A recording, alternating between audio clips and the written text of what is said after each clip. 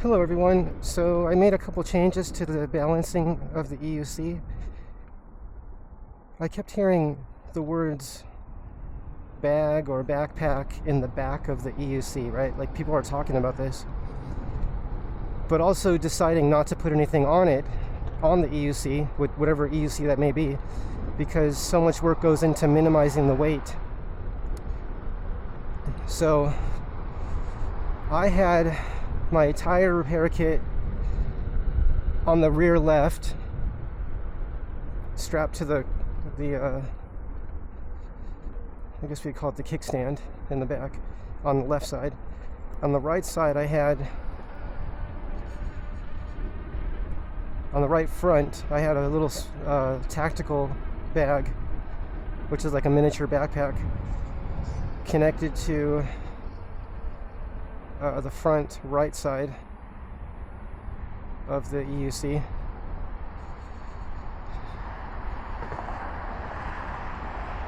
I will say that this is going to take some getting used to. Right now I have the bag directly in the middle in the back. Let me see where I'm going here. And I can definitely feel it. It feels weird. It's going to take getting used to. I should have brought some cutters with me just in case I have to cut the zip ties that are holding it on. What I'm doing though is I'm trying to get the weight off of my back and onto my waist, which is where I put the battery for the camera, or onto the EUC. But if it's going to be on the EUC, I decided it's going to be centered, not on the left or right, because I didn't like how that felt. And then I'm trying to balance the left to the right, and I had weight in the back left and front right. That doesn't counterbalance because it's on the back, on one side of the back and on the other side of the front. That's not how it works. It sounded good at first. I'm like, oh, that sounds good. But it's not good.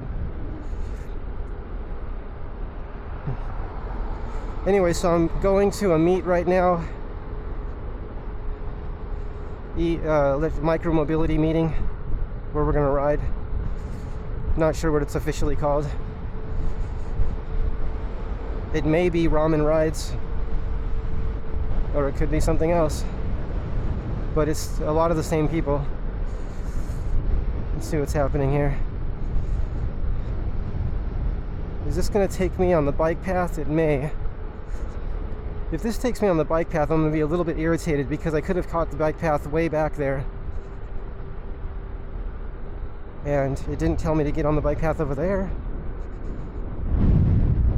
Like way, way back. Alright. Let's see what happens.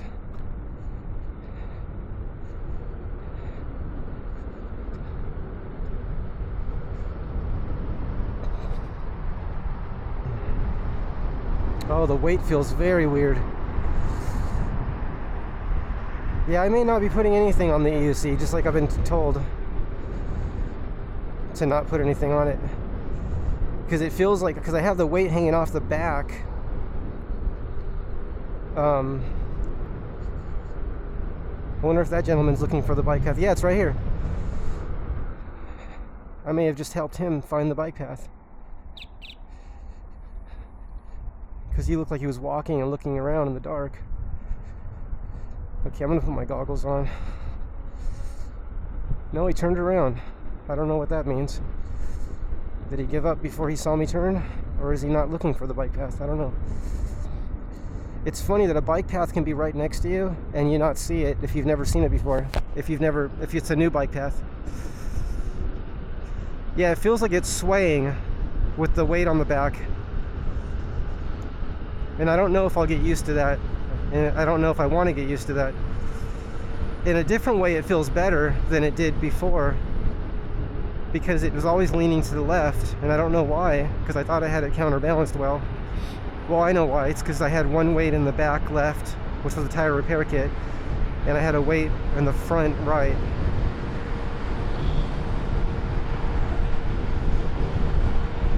What I may do is put as much as I can on my waist and then the backpack connect a waist strap to it.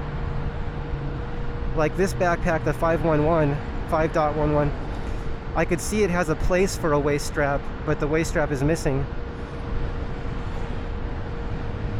But if I connect the waist strap, that would help reduce the weight on my shoulders and distribute that weight on my waist, which is preferable to me.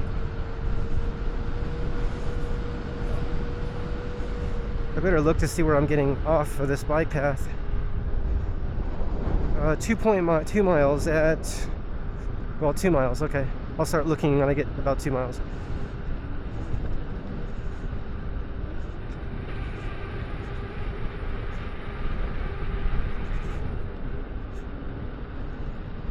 It does amaze me when I see the very few bike paths that I'm aware of actually highly functional for getting me from place to place. And that's really nice. It's like, wow, there's a path there, that's so good. So I'm aware that I might crash today, I may crash, just for no other reason than I'm still getting used to the balance of having weight just behind the wheel, really. And just saying that feels wrong to me. Weight hanging off the back of the wheel. That weight could easily go on my waist. I mean, as far as the, because I do have 2 water bottles back there. I forgot about that.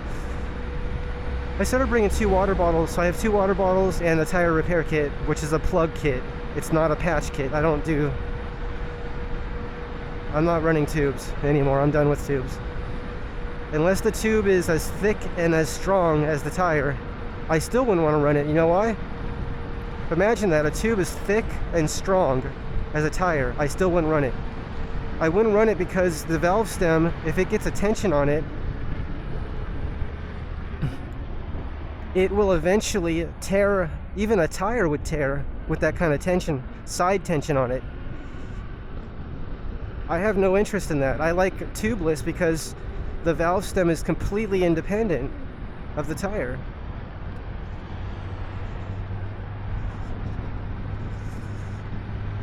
It's really interesting to see how some people are not affected by the headlight at all, and some people are extremely sensitive to it. Like that person was totally covering their eyes. Other people just looks like they just stare at the light and not even closing their eyes a little bit. Interesting. I know that I don't like bright lights in my eyes, but I just cover my eyes too. And if I had the option, I would have like an auto dimmer, a button that I could push, or some way of easily, like a button that you wear on your finger or something, or wrist, where I touch it, and it would have like at least 3 settings. It'd have low for passing people, it'd have medium, which is for seeing, like I would call this medium, what I have right now with the links, the way it comes, and it would have high, which would be like maybe 4 times brighter than this, where I'm just absolutely blasting everything in front of me, not people, but just to see, so I could see when I'm doing a higher speed. It is not easy to see when you're going fast. This light is not sufficient for darkness, for when it's totally dark and you're going high speed, when you're going the higher speeds that this can go, which this can go around 50. And the light is not, for me, not bright enough for that speed when it's totally dark.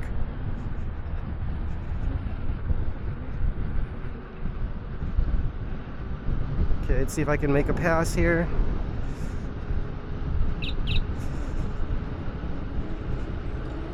That's my trail etiquette in practice right there.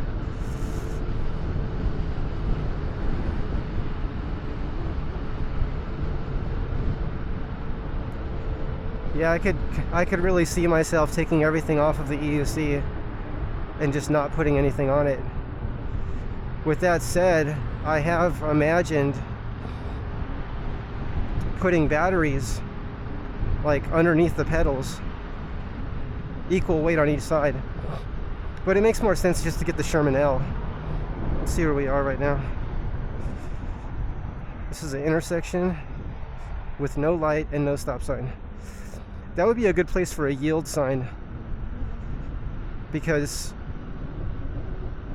people cross that path and they may not think, oh, there's people crossing here. And scooters can come flying through here. I've seen bicycles do the low to mid 20s. Let's see where we are. Don't want to pass my exit. I really hope I'm going to the right address here. My car's in the shop, so for a previous repair that was hopefully is I don't know why I say that, but I hope it's related to the last time it was repaired. I'm thinking about selling the Toyota Prius and just getting a regular gas car, and maybe running it on hydrogen from water, at least 50%. So many people have done that. It's not hard to do. You just use high voltage and low current. There's no need to store the hydrogen. You just make it on demand, and it only turns on when the car's running.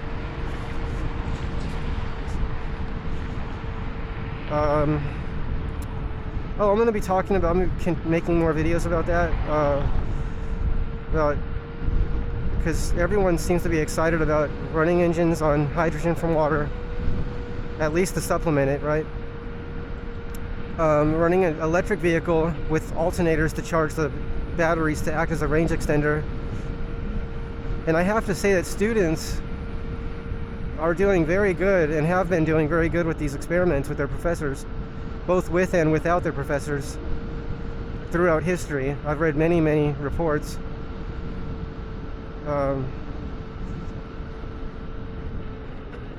Of this kind of experimentation being successful. Okay, let's see. Stay on the bike path.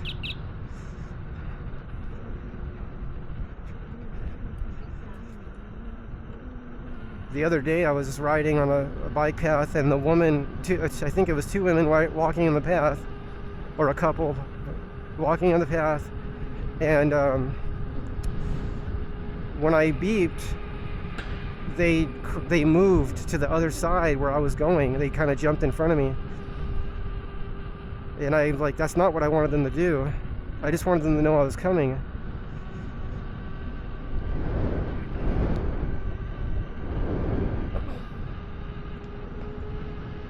And it's making me rethink how to warn people. Even if I continue to do the exact same warning, I have to keep in mind that they might cross in front of me, and I have to be ready to stop. I certainly don't want a collision, but I definitely don't know why people walk in the bike path when they can walk on the side. As you can see, most people, some people do walk on the side. Well, maybe because they want to walk next to each other, right? I guess there's not enough room to walk side by side. Yeah, I could see that on the right side there. It's like enough for one person. That's the walkway on the right. I guess the path could be extended out on the other side of the fence and just move the fence over, and that could be the walkway. Or it could be the bike path, and this could be the walkway. It's an idea. So with the weight on the back, I don't know how much weight's back there, but it's the tire repair kit, which has little cartridges of air.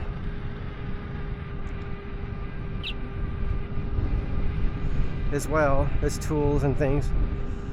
A few tools related to tire repair. And so there's that bag in the back. There's two small water bottles. Look how dark it is back here. I'm going to turn the light off just to show you. See that? The lights on this bike path do not all work. Some of them do. Now here's some lights. Let's see where I am. Let's see if we're recording or if I'm talking to myself. Yep, we're recording. Oh, so by the way, the other day, you're going to see a video, if you watch all the videos, or if you watch some of them, you may see this. Last time I was making a video, the battery died, and I didn't know when it was going to die. But I was repeating myself about the vapor fuel system. So I think you got everything I was saying. I was just repeating it in different ways. I like to do that. And I'm going to be doing that with videos too, repeating. But if you want, like, a figure of speech is if you want everything in a nutshell, I have no idea what that means, but people say it, I guess, in a small package or something. The self-charging range extender car, which is a range extender to be clear, and it does work. How much it extends the range is up to you. It's up to your experimentation, but it definitely will extend the range. You put alternators on an electric vehicle, whatever that may be, a bicycle. The motor has to be powerful enough to turn that alternator, though. I think ideally, from what I've studied and researched, there would be pulses. If there was a way to break up, I know we have AC, right? And that kind of is a pulse, right? Convert that to DC with a full wave bridge rectifier, like a 40 or 50 amp, 250 volt. I don't know if I would probably experiment with wiring the alternators in series and then in parallel, and then maybe series parallel, and see how that affects the batteries that are being charged. Another way of doing it could be not just charging the battery that is powering the electric vehicle, whatever that may be. It could be electric bike or electric motorcycle or electric car or electric truck or electric big rig. But hang on, let me focus for a second.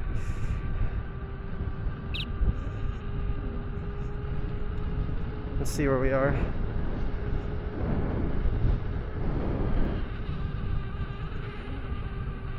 What was I saying? Oh, I forgot what I was saying. Apologies.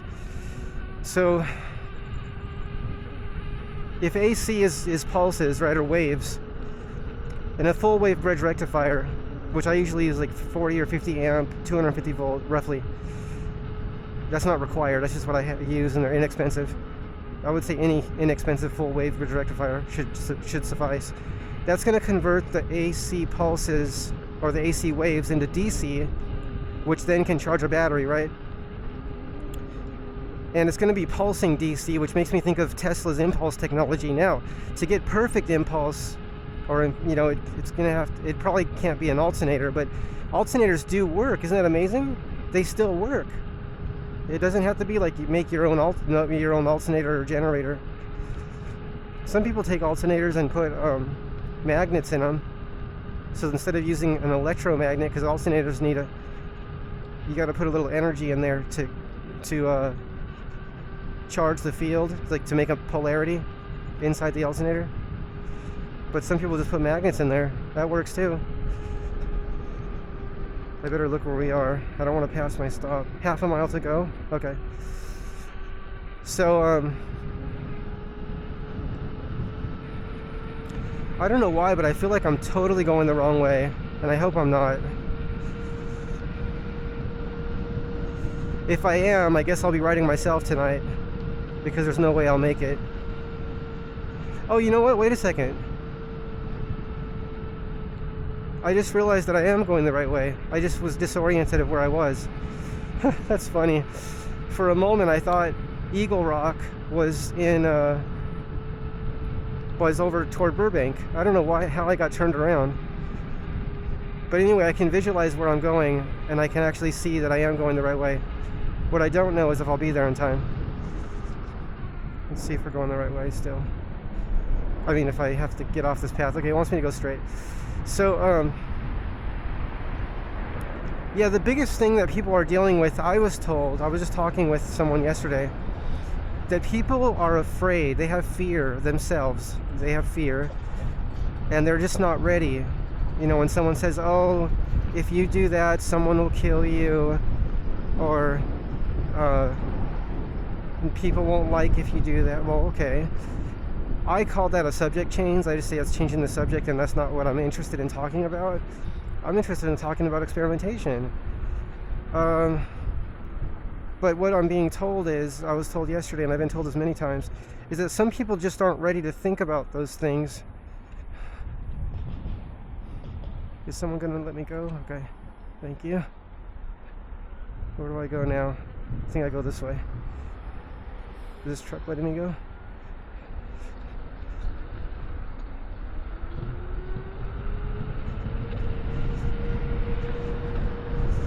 That was nice.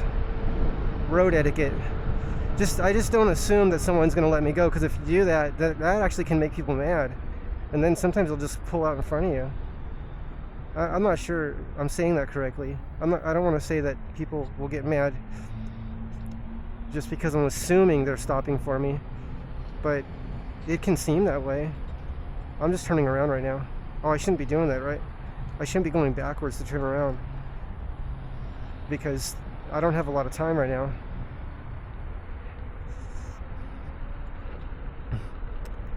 I was doing that for the light. Let's see if these cars are going to let me go. That was nice. Okay. Let's see, is that an intersection? It is. Why is it an intersection? Because a person could come out of there. So I don't know if that's the way it's said. We were taught that in the motorcycle training courses. We were taught that anywhere a car could pull out is an intersection. And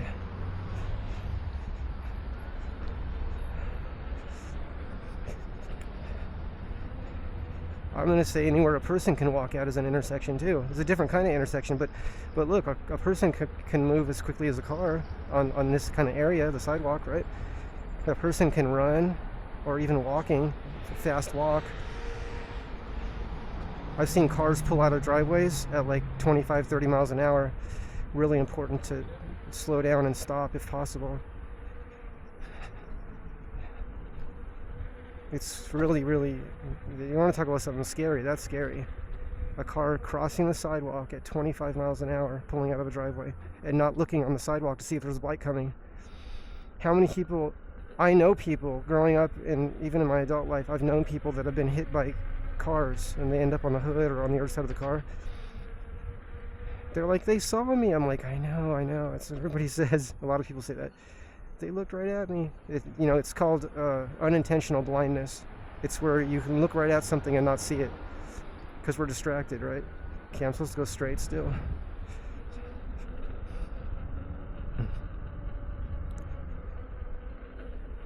So this is literally my wheel. I was going to say this is my wheels. I was going to say this is my wheels right now because my car's in the shop, but it's my wheel.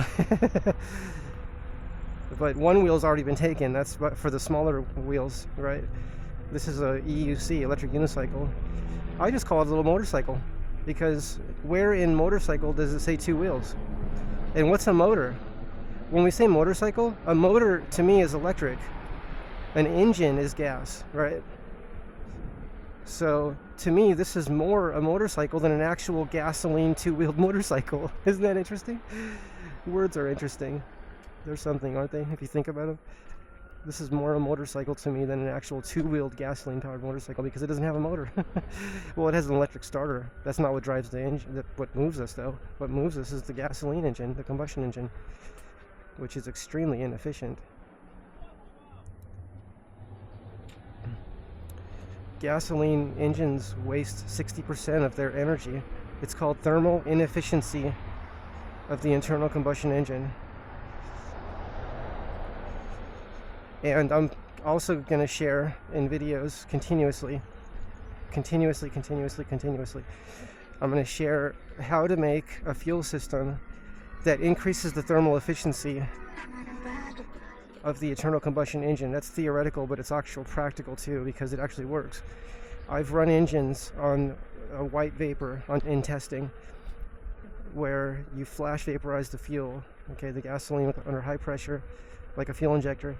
Use a fuel injector to spray fuel, okay? This is how we increase the thermal efficiency of the internal combustion engine. You spray the fuel under high pressure at a hot metal plate, or it could be you can call it a pre-combustion vapor chamber, and you spray it at oh, looks like I'm going to be on time. That's amazing. You spray it at this hot plate that's about 800 degrees Fahrenheit.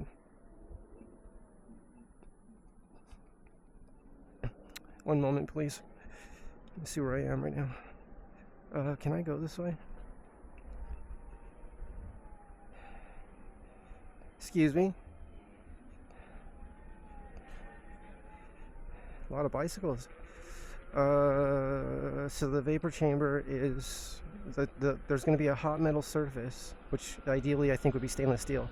But Bill Kendricks, the NASA research scientist, NASA projects engineer, retired.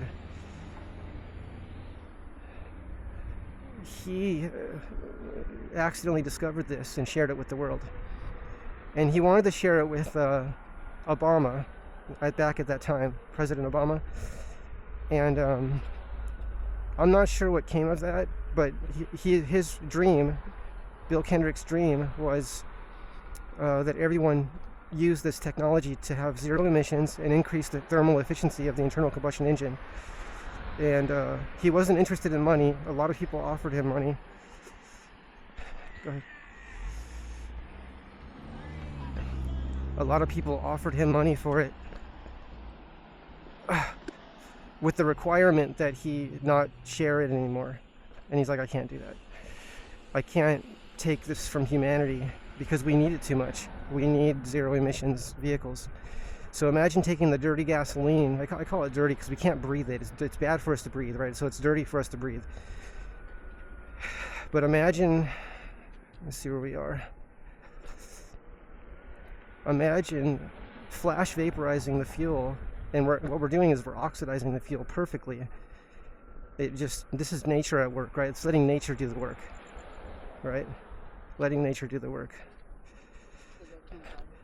So in the presence of nature, all we have to do is heat up a hot plate, for the test experiment, right?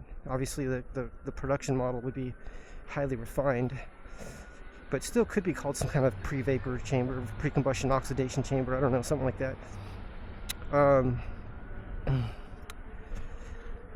Let's see, I turn here. So okay, I have to duck down not to hit my head on these bushes, on these trees here. So when we flash vaporize the fuel like that, some people say, oh, well, you can just, get a gas can and the fumes that come off of the liquid, you just run the engine off that. Well, then you have a bunch of gas left over that can't be used, right? This way you're using all the fuel, okay? This is really, really good. And when it burns, listen to this, different than running on regular vapors. If you run off gasoline fumes, okay? If you run an engine off gasoline fumes, the engine still will be hot, in my experience. The engine will still be, the exhaust system will be very hot, the exhaust manifold. This is a very tall sidewalk right here. I was going to jump off it, but I'm like, I don't think I need to do that. I could do it, but I don't need to. I'll go to, maybe I will. See how far it wants me to go down, because I have to turn left back there, don't I? Yeah, I have to turn left. I'll go back. Where's the cars at? Let me see where the cars are. Okay. Wow, there's no ramps to go down here. Sorry, I get really frustrated when I see no ramps for sidewalks, because I know that means wheelchairs can't get up and down on the sidewalks, which it frustrates me, to say the least, because I want to see people have access to things, right? Accessibility. Including myself to participate in that, having access too. So this is the meetup place, and I'm 1 minute late. That means I'm early. The meetup is at 8, and we usually roll out around 8:30 probably. So anyway, happy to share with you the zero. Hey. I'll let you go,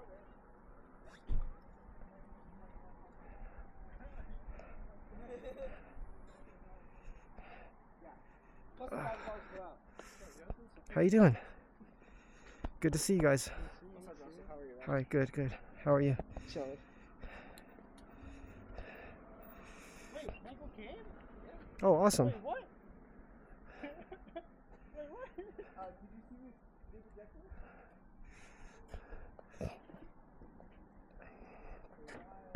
Oh, I like that.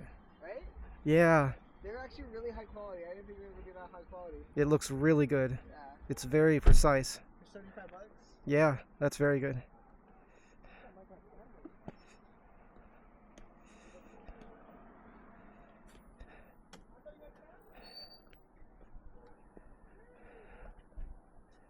Oh, great. Michael made it. Wonderful. I thought he couldn't go. So, I'm going to go ahead and turn this off.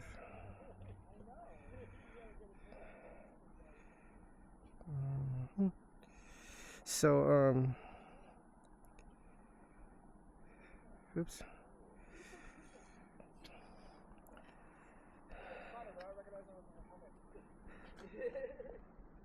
Hey Connor, how's it going? How are you?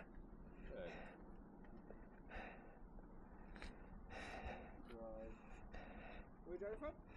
OC. I just saw another EUC without me. Probably guessing. My car's in the shop, so I rode from Glendale.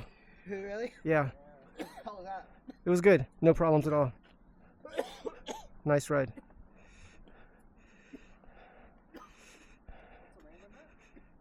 On this?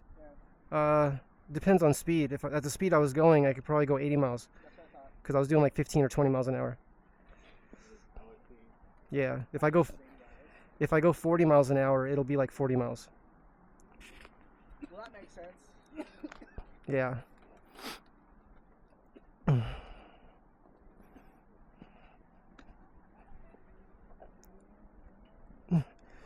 Yeah, this is the links, EUC.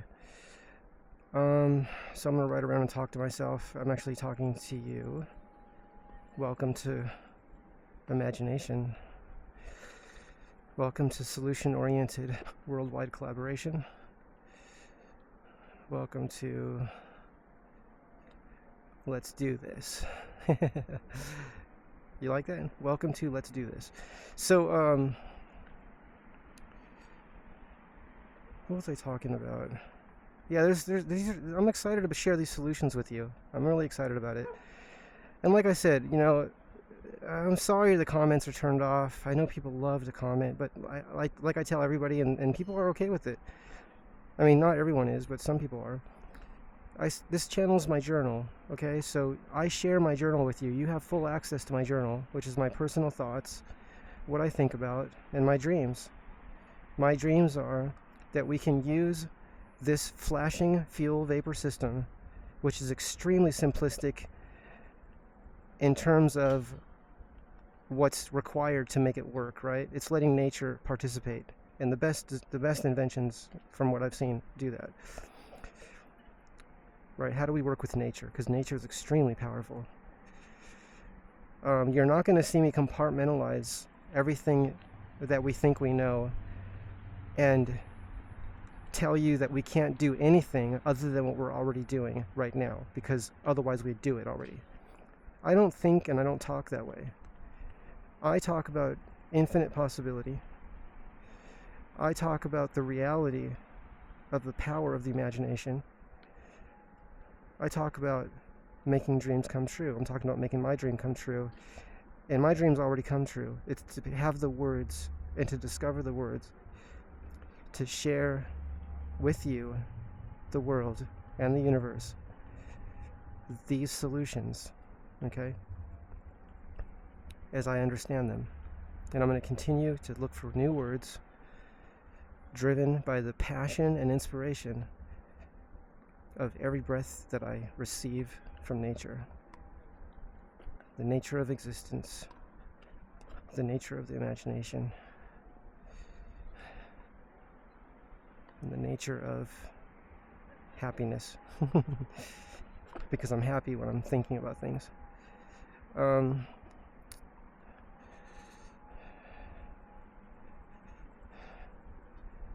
It's a speed bump right there. Didn't really see it for the last second. There's the moon. It's beautiful.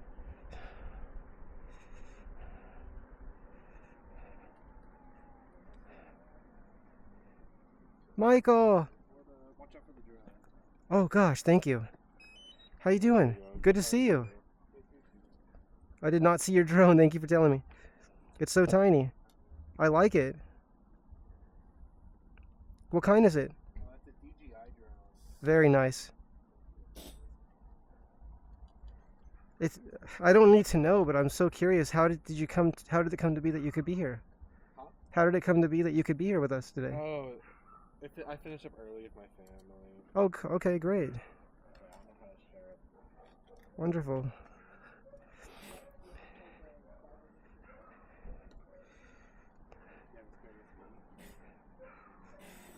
You guys can see?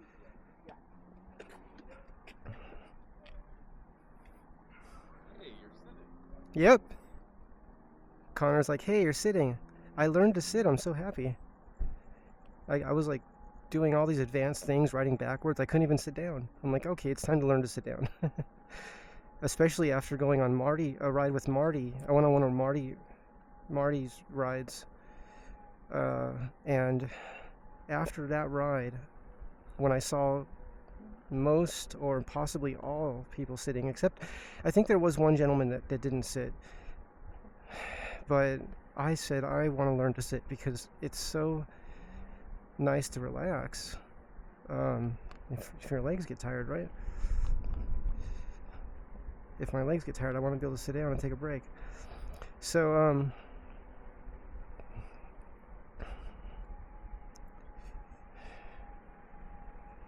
okay. Let me think about what I was sharing with you. Make sure we're recording still. Yeah, we're recording. Ugh. I do have to watch my rear view mirror. Oops, picked up too much speed. I lost my balance for a second. I feel like good training for learning to sit down is to practice on trails, right? Because it's more of a challenge than just the flat ground, right? I think it's the weight in the back is making it like I'm not used to that. It does affect the handling of the EUC. So let's think about this. I may start putting the water bottle on my waist, the tire repair kit on my waist, and that's it. That's all that's back there.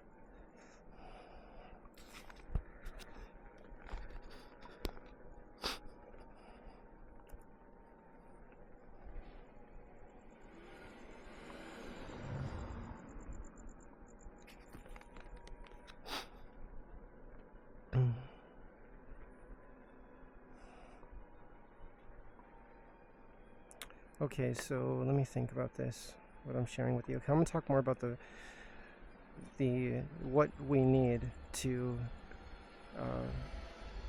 reduce emission, to increase the combustion efficiency of the internal combustion engine, right?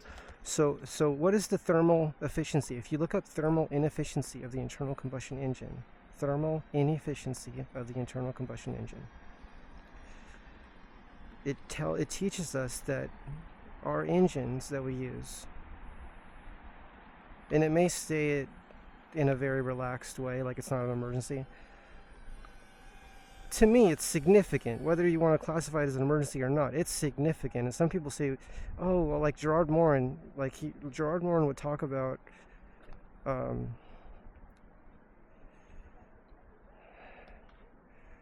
He would talk about. Yeah, it is. I just noticed him right now. Let me see how fast you want to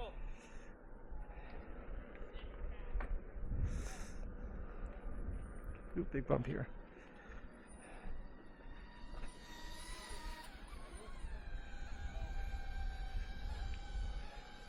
He's looking for outlets. Oh, okay.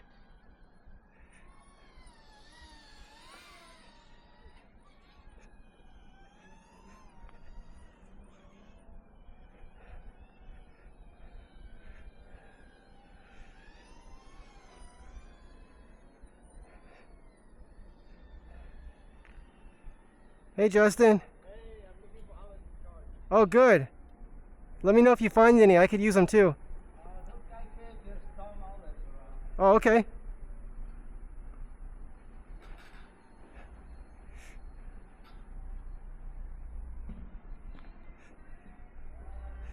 I don't know if they would let me charge in there. Let me see how far I rode already. I rode 11 miles. I'm sure I'd probably have enough. It depends on how much we ride, though.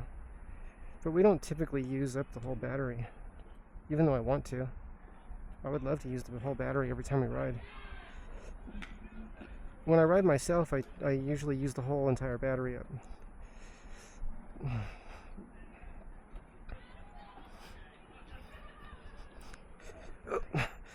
See how off-road's more challenging? This is very bumpy right here. Okay.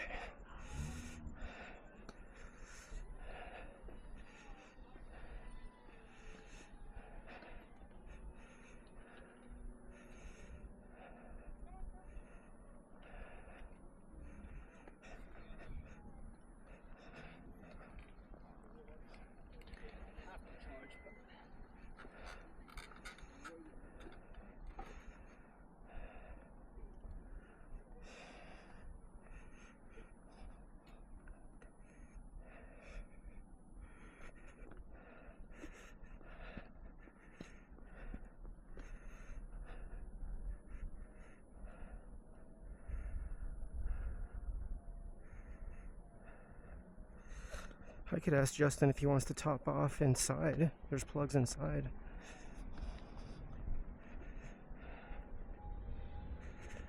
And I could use my charger if I have the right plug for him. Oh, I don't know if his voltage is 125 or above. Justin, you want to plug in inside?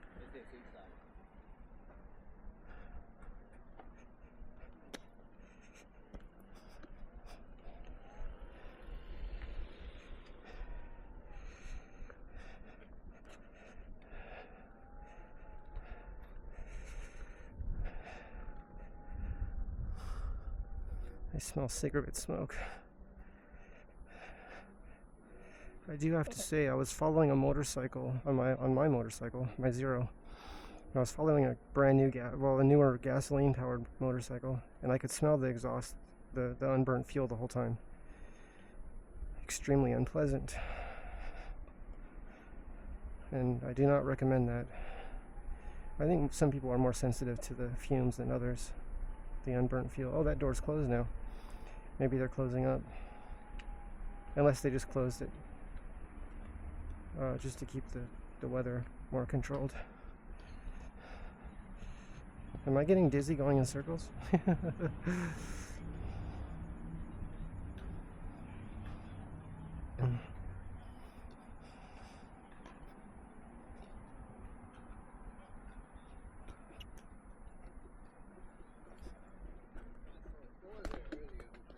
What?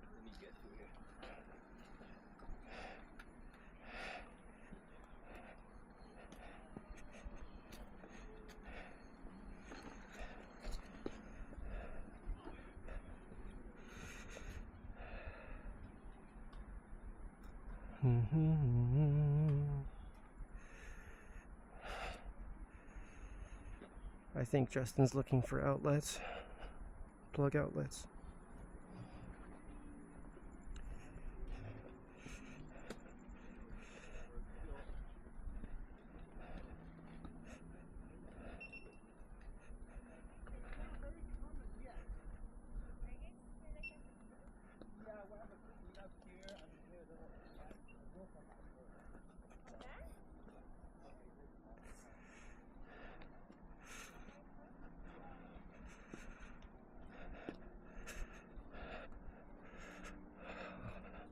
Well, that's a big step up. That's a big step up.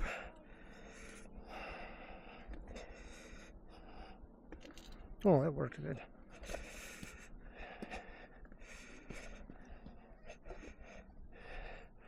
Hello. Hi. Is it okay to plug in? Yeah, you can For a few minutes? Okay. He and I probably only went to local home. Yeah, I rode from home. My car's in the shop. Thank you so much. Do you have a fast charger? That's one over. Okay.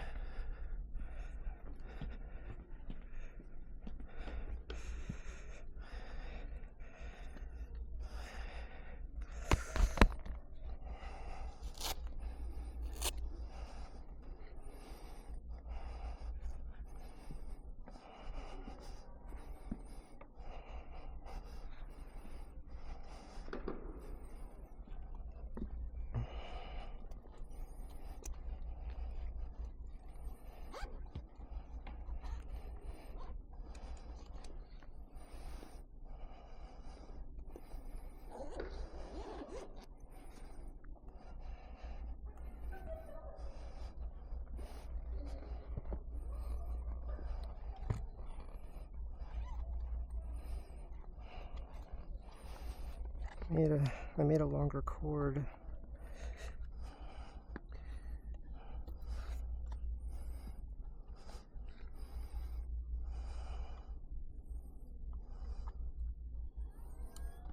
For the charger right here. This is my longer cord. See how long that is? It's a couple feet longer than the original one. I know that there's longer cords available too. I just forgot to ask for one because I'd like to buy one of those, but it wasn't that hard to make it.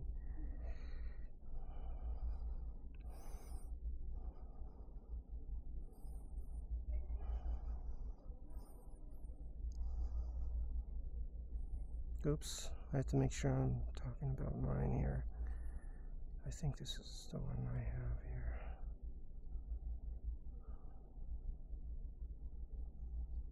Maybe not. Maybe this is mine.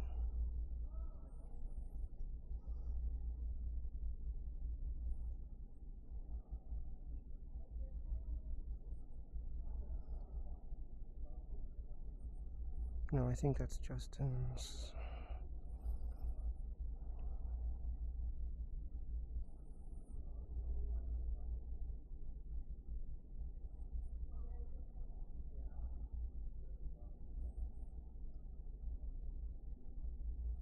It's definitely mine because I have 151 volts. I put it at 5 amps, and I'll double check with Justin what's acceptable. I don't want to overload the circuit.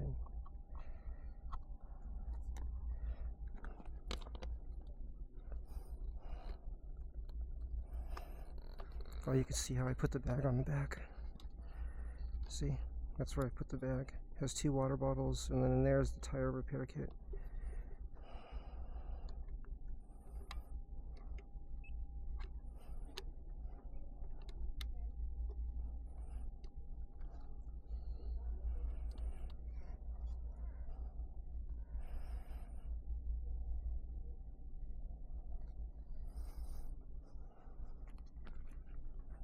Okay, see you in a little while. I'm gonna stop recording.